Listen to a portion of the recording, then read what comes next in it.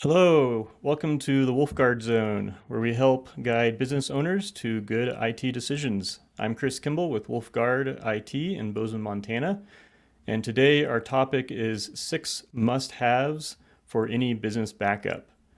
Our guest today is James Sawyer, SME of Security Products at Sherweb. Hello, James. How are you doing today? Hi there. I'm doing all right. How you doing? Doing good. I wanted to start out, James, and just ask you, in your experience on just working with backups and everything, do you have any kind of funny or frightening stories you might be able to just share with everybody?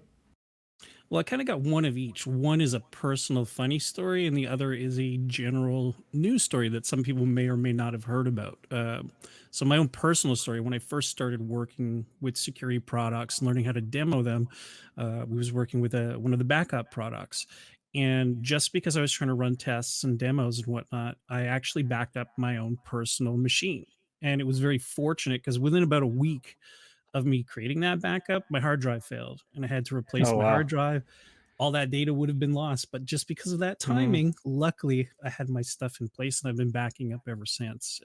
It's a no brainer. It was just too crucial, especially for work and stuff and all my applications and everything and the settings. All that Yeah. stuff was able to be retrieved really quickly and easily just by having that simple backup in place. It can really For this save your whole week, really, Exactly. Well, or more than your at a week, like minimum. your month, your year, depending on how Yeah. much data that you have stored up. I mean, you could easily accidentally hard delete a file and it's gone. But if you have a backup from a week ago, you can go back and retrieve just that file if you want to. It's really handy to have those kind of structures in place to protect yourself. And a good example of that uh, is the scary scenario. There's a gaming company, a developer for the game called Rust, and a few weeks ago there was a big fire in a data center in France, and it wiped out Mm. whole chunks of servers that all that game hosting data was on. So player characters lost all their items, their save games, their game world that they've invested Mm. time and money into. And they were just assuming, oh, you're a data center, you're going to just back up my stuff. Well, no, a data center is not obliged to back up your specific data as part of that. You should have your own backups in place, offsite to another area in case of a disaster like that. If a fire, it's the same principle as on premise, right? If all you're doing is Mhm. an on premise backup and the building burns down, you've lost all that data. You should Yeah. have I would advise an additional offsite, but at the very least, even if you're not doing a local backup, have an offsite so that if anything happens to that local data, you have a way to retrieve the data. Yeah, and that's a good point as well. I've seen some different online storage services, and you store your all your files there, so it's all in the cloud, and then they have a additional add-on service to also back up your data. I've always encouraged everyone to never store your backups with a company that is also backing them up. Because perfect example on the whole data center, burning down. You don't know, or they don't tell you, okay, they're doing the backups, or the data is there, and are the backups in that same data center? Maybe just See, in the it back or depends on something. the company. You can check Right. specific companies do have multiple data centers. Like our company, we have a data center in the US and one in Canada. So if you want that additional redundancy, say you're hosting your server in our US data center, we'll do your Hmm. backups to the Canadian data center. That way you're sure you have that geo redundancy. Yeah, so you want that at a minimum. Another concern to me is, what if the facility gets a ransomware attack? And I mean, Indeed. hopefully everything is locked down there, but a lot of the times the backup, different locations are connected, by the same type of network. And is that going to get compromised? So for us, a lot of the times, yeah, we'll have a company data in Office or Microsoft 365 on SharePoint or, OneDrive. And so we'll use a third-party backup solution to actually back that data up. Yeah, it's a Um, good call. Not a lot of people think about that. Yes, 365, you do get a specific amount of redundancy just out of the platform. But if that data gets corrupted and it's on their server, that data is corrupted. The only way to right. recover it is to flush it out and then restore from a specific backup. And they don't automatically back up your stuff there either. Redundancy and backup are two different things. Like that high Yes. availability if one site's not available, they have another site that can take over, but it's pretty much replicated. So if there's an issue at the one site, it will definitely affect the second site as well. Yeah, for sure. And it kind of a story I wanted to share as well is it is a sad story, but one that happened recently. We're doing IT for one company, and it's just one of the many companies that this business owner owns. And he had another type of company on the east side of the country. Another IT company is managing that, but they were hit with ransomware. And so they ransomware, encrypted all their data so they can't access it. And the hackers said, pay us. It was $400,000 in Bitcoin that they required in order to release, that data back to them. So of course, their first thought is no, we're not going to do that. We're going to go pull our backups. They looked at backups. I don't remember the details, but were not functional. And then the very next day, the hackers increased that ransom to $800,000. And so at that point, they just couldn't even, afford at all to pay that. Had to start completely from scratch on all of their data. And so, kind of what I wanted to talk about some more for this podcast is, I don't expect business owners to know the technical side of backups, but there's some I've kind of outlined some of my requirements of what we do for any backup product that we work with and how it must be configured. It's non-technical, but I want a business owner to be able to talk to their current IT person, outsourced or inside, and if you can at least ask these 6 simple questions to them or tell them, hey, make sure this is being done, then it can really save someone's company. Um, from complete disaster, or even going under. So, yeah, I'll kind of go through these quick 6 points, and then we can kind of talk about it a bit. So, number one, receive daily alerts or warnings and errors. So, just monitoring. I've come into companies that we start doing IT for. One of the first things we do is look at their backups. A lot of the times they'll have had errors on there for weeks or months, even. And if something happened, you have nothing to restore unless it's very old data. Um, and a lot of the times too, maybe the IT guy was getting those but not doing anything with them. I don't know. But number two is daily backups. Don't just do it weekly, do it at minimum daily. On retention, and that's so you do retention is like the number of versions that you can go back on to a file to restore from.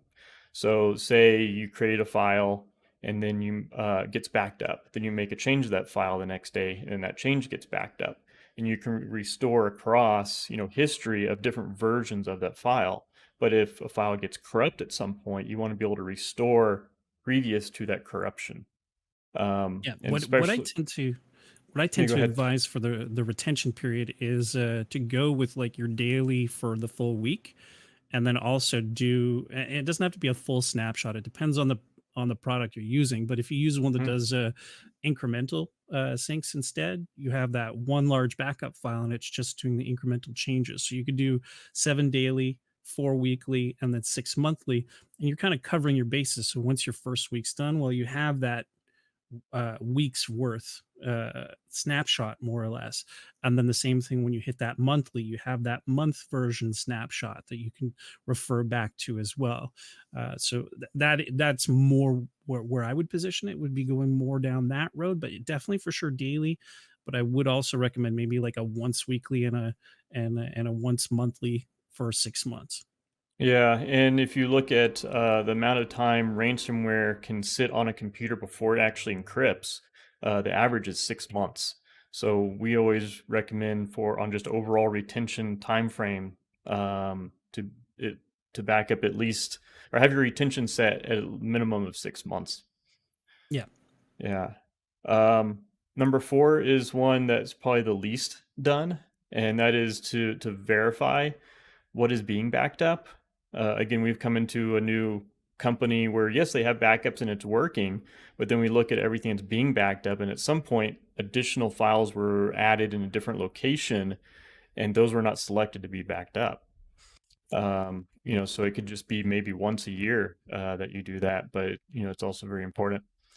Yeah, Um, especially with the different products that they offer for backup solutions. Sometimes you could be backing up just a drive or a mhm, specific file set and don't even think about it. So there are stuff that could slip through the cracks there. yeah, for sure.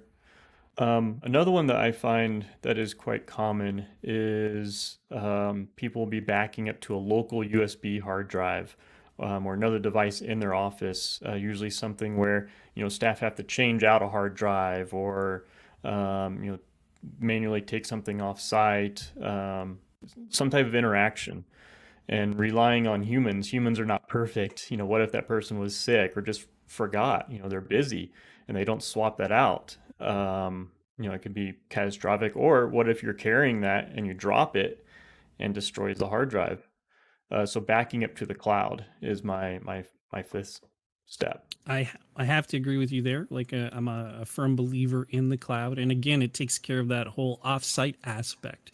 If Right. something were to happen, like even if it's not human error, if the building got uh, caught in an earthquake or a tornado or any kind of natural disaster, a fire that totally destroyed that network, you Mhm. still have access to that data. It might take a little bit of time to get back up and running, but at least you'll have that core data to start with instead of starting from scratch. Yeah, for sure. We've had a client that their building was struck by lightning, fried all the computers, everything was pretty much gone. There's very little that they were able to recover, but their data was safe. It was backed up to the cloud. There's no errors. Errors were being addressed, if they came up. And once we got new computers and new equipment, we just restored all the files right back down, and then they just keep going. And something like that Yeah, could be as exactly. As long as you've quick got a as running to decent internet Costco or connection. yeah. Yeah, yeah, as long as you got a decent internet connection, the restores can be relatively quick as well. A lot of people prefer the on-site because they're like, "Oh, well, it's a faster restore." Well, I mean, it really depends on where you live, but a lot of places you're getting a lot better internet speeds now, where it could take just as much time or just as little time as a local backup by doing it via the cloud. Yeah, for sure. The last recommendation I have for number 6 is just test your backups. Very another one that's overlooked quite a bit, it Well, seems. you know what the old saying is when you assume, right? You don't assume that your Mm, backups are backing up correctly. You do need to do integrity checks every once in a while. You need to do a restore to make sure that it is keeping that data, that there aren't any corruptions and stuff like that. And again, that's not something that just happens automatically. You need to plan for it and integrate it into your backup activities. That should be within your backup plan. mhm. Regular testing, whether it's annual or monthly, something like that. At the very least, annually. But I would advise maybe a monthly spot check just to make sure things are looking good. Yeah, yeah. We always suggest, yeah, at a minimum, the yearly tests. Even if it's, restore a chunk of files somewhere on their computer or server, just let them click on them, open them up, look at the file structure, just verify. You don't have to check every single file, but, Yeah, yeah, kind of sporadic, random checks is all you need. It can take 15 minutes. yeah. That's definitely the best way to do it. I think just those random spot checks. Yeah. Yeah, that's everything on my list that I had. Did you have any just kind of end notes or anything? Or Well, there's a few things that I like to have people think about is like we are saying earlier, just never really assume when it mhm, comes to backups, especially for the software, the SaaS stuff like Office 365.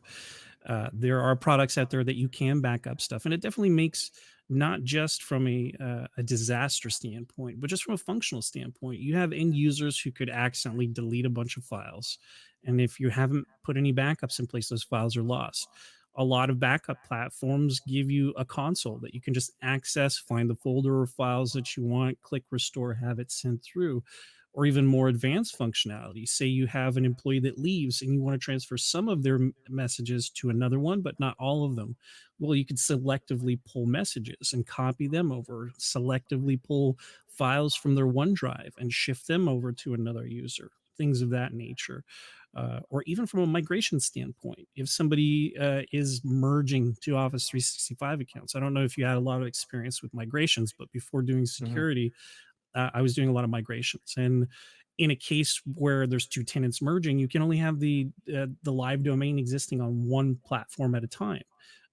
So there is a certain amount of downtime. So what people would end up doing is they would copy most of their data across, and then they kind of have to rename the users on the old platform. While you still have access to that data, that you can just recover what you're missing from that backup platform rather than worrying about things. Or even like if you have a good retention policy, like you're talking about 6 months, Hmm. 6 months post migration, one of the users says, "Hey, this important file I totally forgot to check is missing." But you can go Right. back in the backups and recover it directly from there. So having access to that kind of uh, tool to assist you with it, not just at the time, but going forward and kind of future proofing is a Hmm. very important thing to do. And with the cloud platforms too, a lot of the times you're just paying for storage space, and there's compression involved in that. So uh, you're not The costs are pretty affordable. necessarily exactly. It's pretty affordable. You're Yeah. not paying for what you think you're going to need. You're paying for what you're using. So if you have like a terabytes worth of data, and with the compression, it comes to about 500 gigabytes, and your change rate is a gigabyte per day, you should be fine. You should not even hit that 1 terabyte point. Uh, Right. but I mean, like, even with lawyers or things like that, you may need a longer retention period, like 7 years, or Hmm. you may want to just keep stuff indefinitely.